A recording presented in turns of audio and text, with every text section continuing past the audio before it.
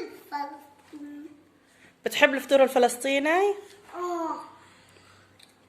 وشوفوا الزيت هاي معنا. الزيت زيت الزيتون الفلسطيني. الشط اسمه يا عمتي الزعتر، هذا زعتر من عنا، من زعترنا.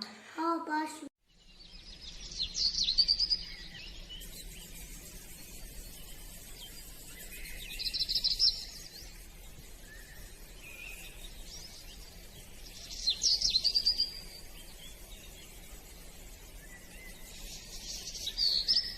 السلام عليكم ورحمة الله وبركاته، كيف حالكم؟ إن شاء الله يا رب تكونوا بخير وبتمام الصحة والعافية. بحب أشكر كل المشتركين في قناتي، وبرحب بالمشتركين الجدد، أهلا وسهلا فيكم جميعا. بتمنى هذا الفيديو ينال إعجابكم، وما تنسوني من اللايك. بتمنى من الجميع تدعموني باللايك، عشان اللايك بيساعد الفيديوهات إنها تطلع، بيساعد القناة إنها تطلع. وفي هاي الفترة الأخيرة كتير تراجع عندي في اللايكات، لأنه يعني وهذا بضعف يعني المشاهدة. فبتمنى من الجميع انكم تدعموني باللايك فضلا وليس امرا. وزي ما انتم شايفين اليوم حبيت اشارككم جزء من يومي. وزي ما انتم شايفين هنا بنعجن عجين الفراشيح او خبز الصاج، او في بسموه الفطير، لانه ما بنضاف عليه خميرة، يعني والعجين اللي بكون ما بنضاف عليه خميرة بسموه كانوا أجدادنا الفطير. فإله أسماء يعني كتير، فيه بسموه الرقاق. فزي هاي العجينة فقط، يعني أنا ما صورت لكم من بداية العجينة لأنه هاي العجينة كتير كتير سهلة. هي بس طحين وشوية ملح والمي، يعني ما بنضاف إلها أي إضافات تانية، فقط بس الملح اللي بنضاف والمي مع الطحين. وطبعا زي ما انتم شايفين عجنا العجينة على جزئين، بعدين خلطتهم لأنه والدتي اللي بتعجن العجين، عشان أنا كنت أصور فما بتقدر تعجنهم يعني مرة واحدة، لأنه والدتي بالأصل هي مريضة. فزي ما انتم شايفين بتعجن العجينة وأنا كنت أصور، وهانا توتو كان يساعدها. أو طبعا توتو بسلم عليكم، هو كان يتكلم ويحكي يعني مع المتابعين ويرسلكم السلام ويحكي إنكم ما تنسونا من اللايك.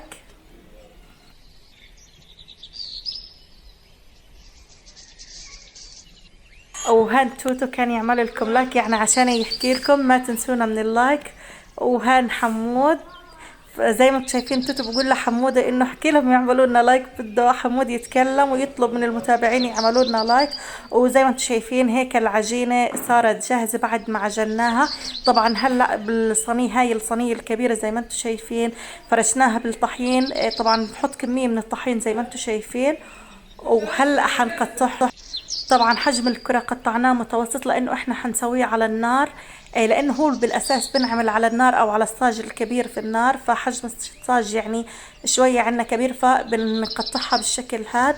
طبعا الممكن انهم بدهم يخبزوها بالقلاية او بدهم يخبزوها بالصاج اللي بنحط على الغاز، بتكون حجمها يعني اصغر. وزي ما انتم شايفين هلا بنقطعه وبنضيفه مع الطحين المرشوش، وبنغلفه بالطحين شوية يعني عشان ما يلتصق ببعضه.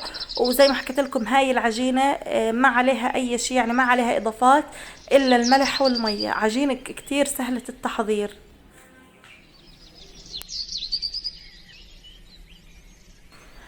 وهان بعد ما قطعنا الكمية زي ما انتم شايفين، طبعا هلأ حنروح على النار برا في الحوش. وزي ما انتم شايفين هنا بنساوي النار، وبعد ما النار تشتعل حنحط الصاج وحنخبزه على الصاج.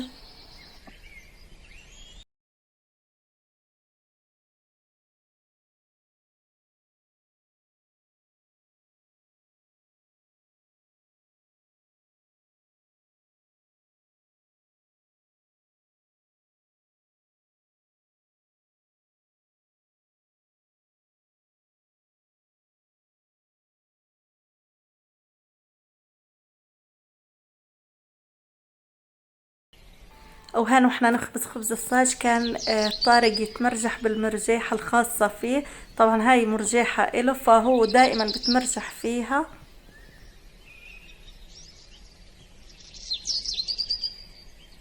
واول شي حبيت اني اصور لكم كيف بنفرد العجينة. طبعا اول شي بنفردها بالشوبك بالشكل هذا زي ما انتم شايفين، بعدين يعني بنرجها بنفردها بالايد. طبعا احنا ما بنستخدم يعني الاشياء اللي بيفردوا فيها احنا فقط يعني بنستخدم في المحلات.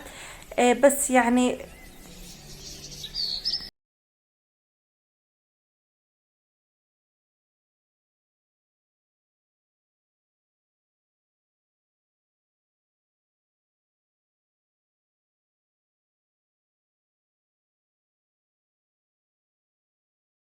وهن بنخلي العجين شوية على الصينية زي ما انتم شايفين، وهلأ بنفرده بالشكل هاد في الايد. زي ما حكيت لكم يعني ما بنفرده بالمخدة اللي زي ما بفردوه بالمخدة، احنا ما بنفرده، احنا بنفرده بالايد او بنرقه. يعني في الاول اول شي بنرقه بالشوبك، بعدين في الايد زي ما وريتكم، وهلأ بنخبزه. وطبعا كل الكمية حنسويها على نفس الطريقة.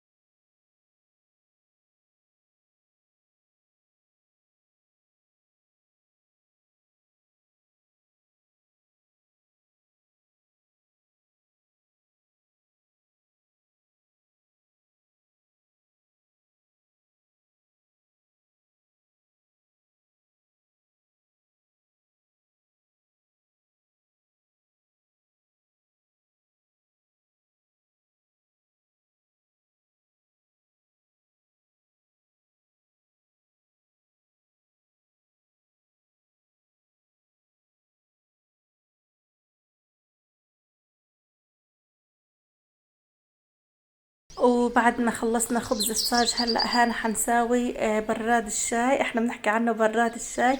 طبعا البراد فيه بيحكوا خاصة في سوريا بيحكوا عنه عن الثلاجة بيحكوا براد، احنا لا، عن بريق الشاي بنحكي براد. يعني هي المصطلحات بتختلف من بلد لبلد. وهلا زي ما انتم شايفين ركبنا الشاي على النار، شاي النار كتير كتير طيب.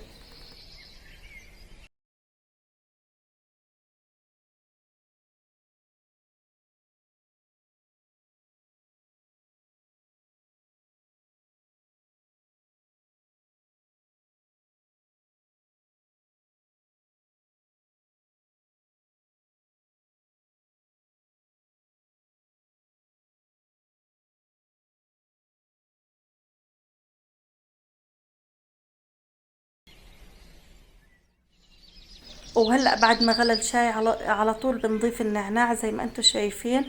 طبعا بس يغلي بنضيف النعناع عشان نكهته بتطلع هيك اطيب.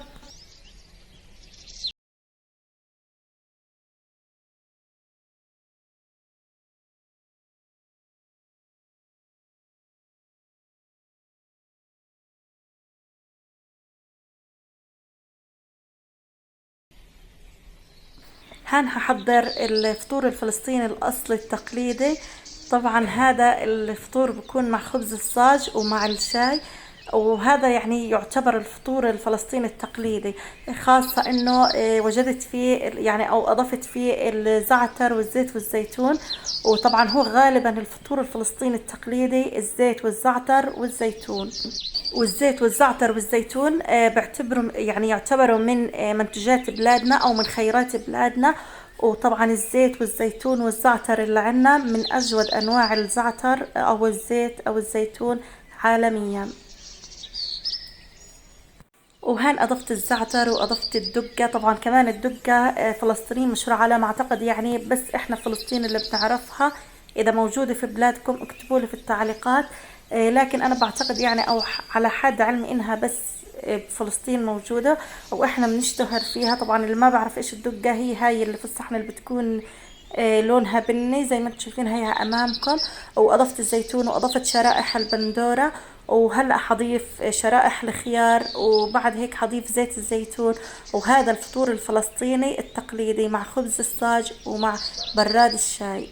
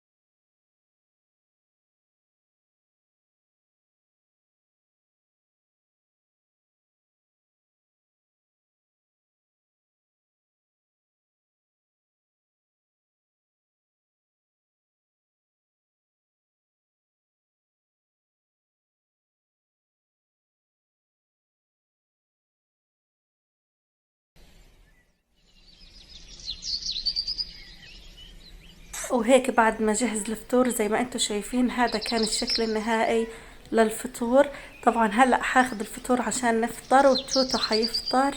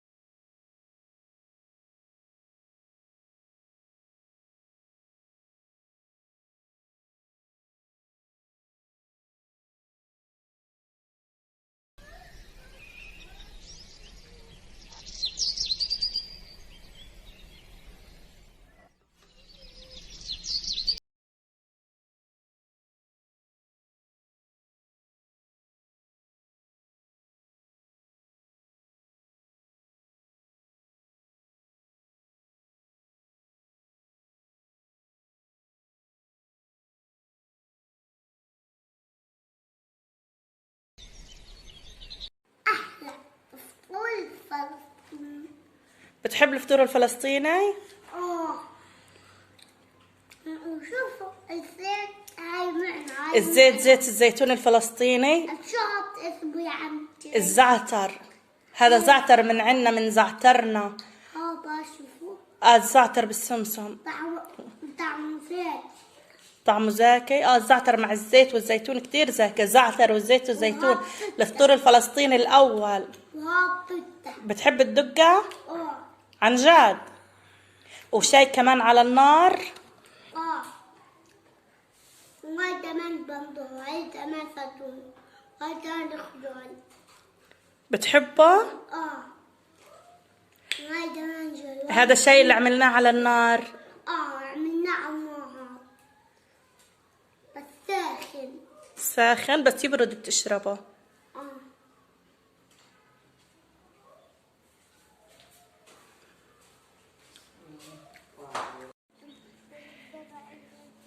طارق مرحبا، كيفك؟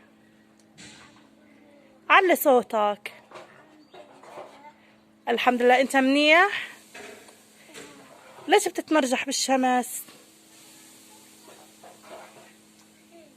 الجو كتير حار، بعدين راسك بصير سخن كتير.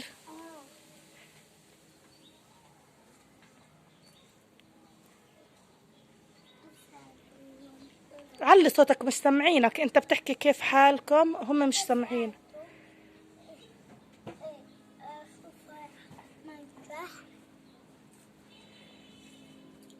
بتحبني يا طارق؟ قديش بتحبني؟ قد السما والبحر، وانا بحبك كتير. ايش بتقول للمتابعين يعملوا لنا؟